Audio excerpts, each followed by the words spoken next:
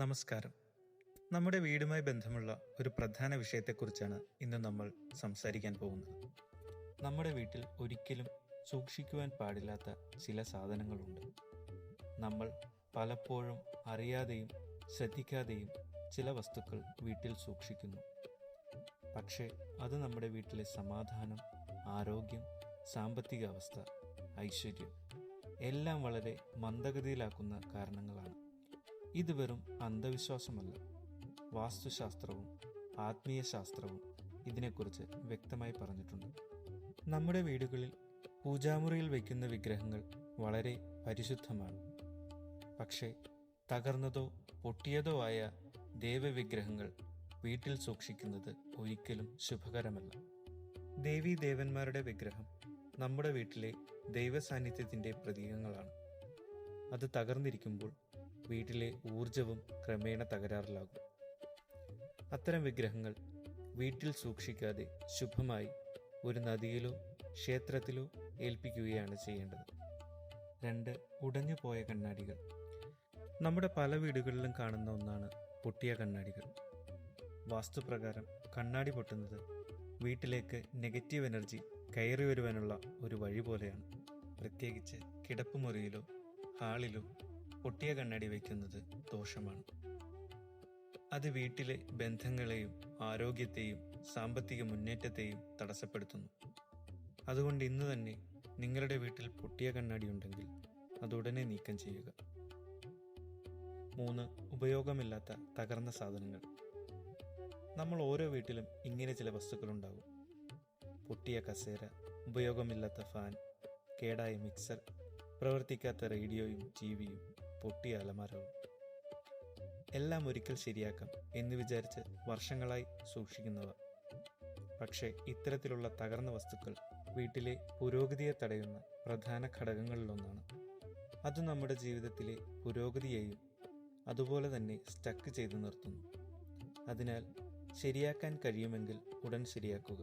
കഴിയില്ലെങ്കിൽ അത് വീട്ടിൽ നിന്നും നീക്കം ചെയ്യുക. ഉണങ്ങിയ പൂക്കൾ. ഇത് പലർക്കും വലിയ അത്ഭുതമായി തോന്നാം. പൂജയ്ക്ക് അർപ്പിച്ച പൂക്കൾ ഉണങ്ങിയതിന് ശേഷം വീട്ടിൽ സൂക്ഷിക്കുന്നത് വളരെ അശുഭകരമാണ്. പൂവ് ജീവിതത്തിൻ്റെ പ്രതീകമാണ്. ഉണങ്ങിയ പൂവ് നിശ്ചലമായ ജീവിതത്തെയാണ് കാണിക്കുന്നത്. പ്രത്യേകിച്ച് പൂജാമുറിയിൽ ഉണങ്ങിയ പൂക്കൾ സൂക്ഷിക്കുന്നത് സമൃദ്ധി തടയും. അതുകൊണ്ട് പൂക്കൾ ഉണങ്ങിയാൽ അത് നാളുകളോളം സൂക്ഷിക്കരുത്. ശുഭമായി നീക്കം ചെയ്യുക. പഴയതും കീറിയതുമായിട്ടുള്ള പേഴ്സ്. പണം കടന്നു വരുന്ന വഴി നമ്മുടെ പേഴ്സിലൂടെയാണ്. പേഴ്സ് നമ്മുടെ ധനസമ്പാദനത്തിൻ്റെ ഒരു പ്രതീകമാണ്. പക്ഷേ കീറിപ്പോയ മലിനമായ പഴകിയ പേഴ്സുകൾ സൂക്ഷിച്ചാൽ അത് സാമ്പത്തിക സ്ഥിരതയെ തടസ്സപ്പെടുത്തുന്നു.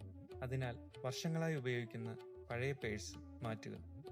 ഉള്ളിലെ അനാവശ്യ പേപ്പറുകൾ നീക്കം ചെയ്യുക. പണം വയ്ക്കുന്നിടം ശുചിയായി സൂക്ഷിക്കുക. 6. ഉപയോഗമറ്റ ചെരുപ്പുകൾ. വാതുക്കൽ പൊട്ടിയ ചെരുപ്പുകൾ വയ്ക്കുന്നത് അശുഭസൂചകമാണ്. ചെരുപ്പ് ക്രമമില്ലാതെ ചിതറിക്കിടക്കുമ്പോൾ വീട്ടിലെ സമാധാനവും ഐശ്വര്യവും തടസ്സപ്പെടുത്തുന്നു. അതിനാൽ ഉപയോഗമില്ലാത്തവ മാറ്റുക. കൃത്യമായി ക്രമീകരിക്കുക. പൊട്ടിയത് ഒഴിവാക്കുക. 7. ഉണങ്ങിക്കരിഞ്ഞ സസ്യങ്ങളും ചെടികളും. ജീവനുള്ള ചെടികൾ എപ്പോഴും പോസിറ്റീവ് എനർജി തരുന്നു. പക്ഷേ ഉണങ്ങിയ ചെടികൾ, ഉണങ്ങിയ സസ്യങ്ങൾ ഇവയെല്ലാം വീട്ടിൽ നെഗറ്റീവ് വൈബ്രേഷനാണ് തരുന്നത്. അതുകൊണ്ട് കരിഞ്ഞ ചെടികൾ നീക്കം ചെയ്യുക. പുതിയവ നട്ടുപിടിപ്പിക്കുക. ദിവസവും വെള്ളം നനച്ച് കൊടുക്കുക. ഇത് വീട്ടിലെ ശാന്തിയും സമൃദ്ധിയും കൂട്ടും. 8. പഴയതും കീറിയതും മുഷിഞ്ഞതുമായ വസ്ത്രങ്ങൾ. വർഷങ്ങളായി ധരിക്കാതെയും തീരെ ഉപയോഗമില്ലാതെയും അലമാരയിൽ കിടക്കുന്ന വസ്ത്രങ്ങൾ. ഇവയെല്ലാം വീട്ടിലെ ഊർജം ബ്ലോക്ക് ചെയ്യുന്നു. വ്യക്തമായ തീരുമാനം എടുക്കുക.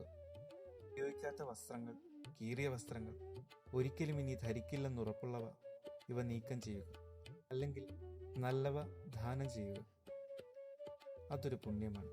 സുഹൃത്തുക്കളെ, നമ്മുടെ വീട് ഒരു സാധാരണ കെട്ടിടമല്ല. അത് നമ്മുടെ ജീവിതത്തിൻ്റെ ഊർജ കേന്ദ്രമാണ്. അവിടെയുള്ള ഓരോ വസ്തുവും നമ്മളെ ബാധിക്കുന്നു.